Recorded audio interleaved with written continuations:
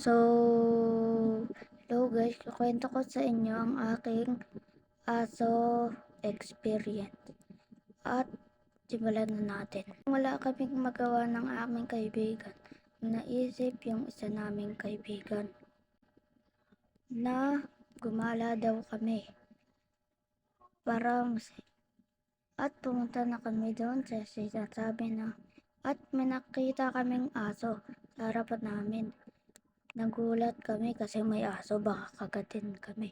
Tumakbo kami ng mabilis para di maabot ng aso. Hingal na hingal kami kasi hinawal kami. Naiwan yung chineres ng aming kaibigan. At inutusan naman ng aking alisin yung aso. At pinaalis na ng kuya at kinuha na niya ang kanyang tsinelas. Tawang-tawa kaming nung nangyari yun. At I'd lang. Peace out. Bye. Hey, yo. Hey.